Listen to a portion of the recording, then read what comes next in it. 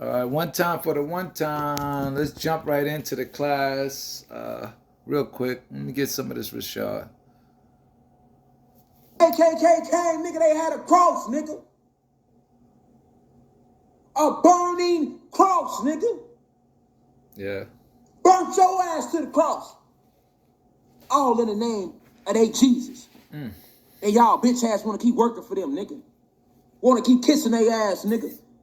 And none of that shit helped. You a disgrace to our whole motherfucking race. We used to be able like I told this run police into the officer church and they would bitch fucking ass house burn nigga. down I the told church. his ass the same shit, nigga. Wow.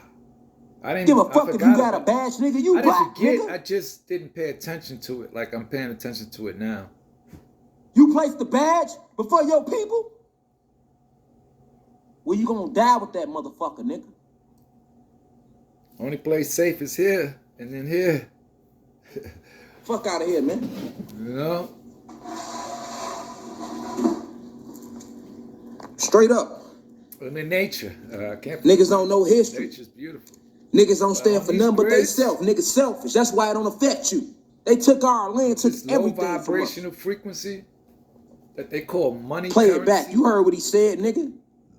You heard exactly what he said. You ain't hearing wrong. And it get worse than that. Along with 5 churches where black people worshipped, the exiled literally had no place to return to. By burning their churches, the Night Riders struck at the very heart of the spiritual and social fabric of Oscarville's black community. I used to like that show. Violent means were no longer necessary.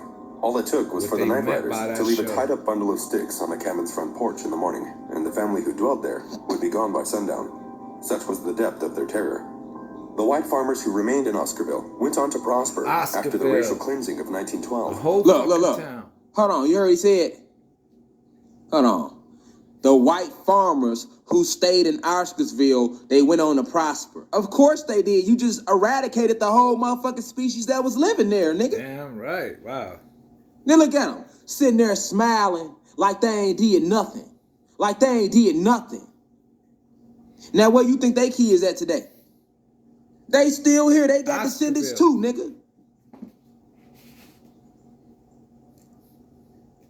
Shit ain't no motherfucking game. It's end game, nigga. That's the only game it is, nigga. It's end game, nigga. Now get caught in the crosshairs if you want to playing out here, nigga. We ain't playing. After the racial cleansing of 1912. In fact, they were so successful that Oscarville was one of the few farming communities to survive both the Great Depression and the boll weevil attacks. Check them out. Boy, they took so much shit from... We're just talking about Oscarville now. They took so much shit. You heard they just said? Boy, even when Great Depression hit, the niggas still was getting it in down there, nigga, down here in Georgia. Nigga, they was good off. That's how... Wow. Abundance. Now, that's just Oscarville. Boy, that's every city, state, town, municipality around this bitch. Boy, got that same story. They took the land. Our land. Our planet. Lord, our frequency. We Atlanteans. Anunnaki gods, goddesses, royalty. Anunnaki.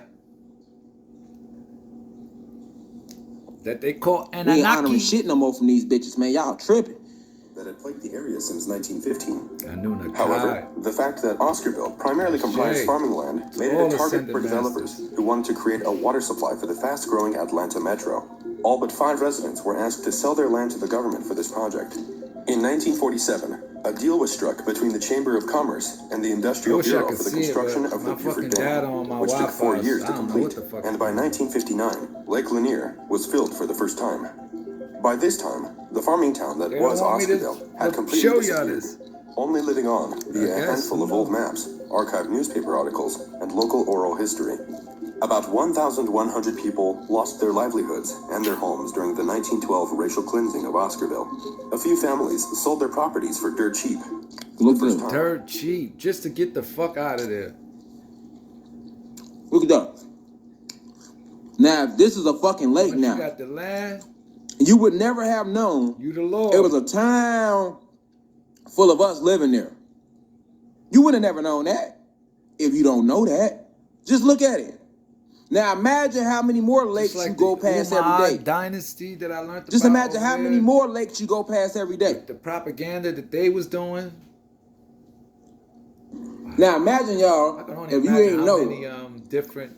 Imagine how many more lakes you ride past and you thinking they natural.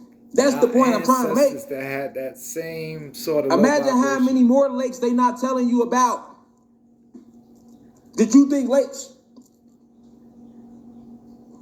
All these oceans. Now, if that's under the lake, what the fuck you think is under the oceans? Jizya, the Lord, Muslim. The rivers.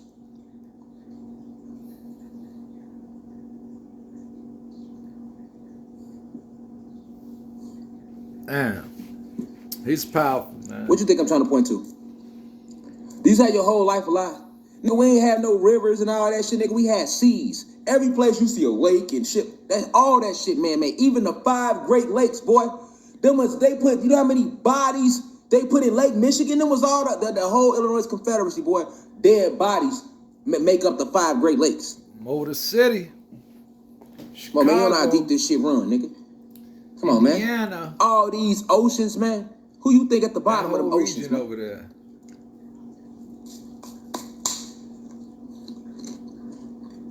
They ain't gonna tell you that. Damn. They'll never tell you that. I love our history. They'll never tell you that.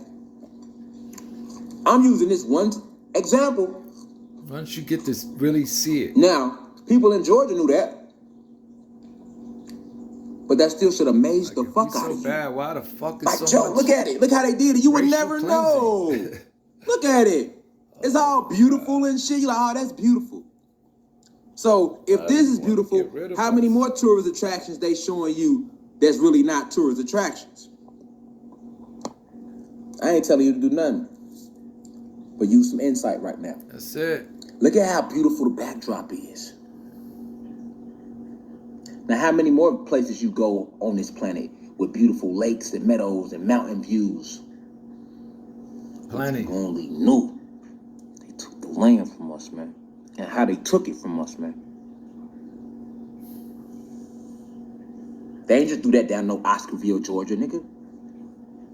Everywhere, nigga. Every city, every state, every Great Lake, nigga. Oceans, nigga. That's why it's in game now. Come on, man. We on to the next real quick, man. Real quick, man. Then they want to tell you shit like this. You know, they run across this shit all day, y'all. So we claimed our free business profile on Google. Yeah, now we can accept booking. Hold on, they do this a lot, y'all. So check this story out. Radar finds more than 120 graves buried beneath Tampa apartments.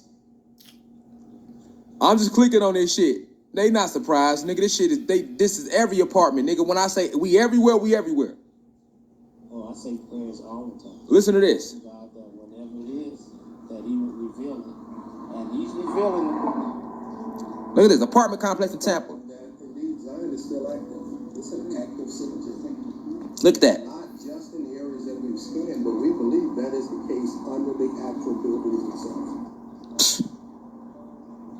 The Tampa, let's read it. The Tampa Housing Authority directed private archaeologists to investigate whether the graves remain on this land. Look how their neighborhood look. Hold on, y'all. Look how the neighborhood look. You would never think this was nothing but graveyards and bodies that they built over.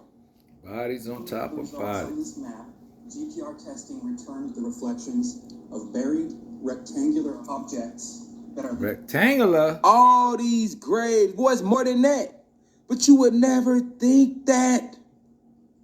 This is an apartment complex in Tampa. Wow. And they still light saucing you. They're still light saucing you. Damn, that was a good class. I hope you get the like. So like, share, subscribe. Yo, shout out to RashadJamal, man, the Grandmaster teacher. Peace. One time.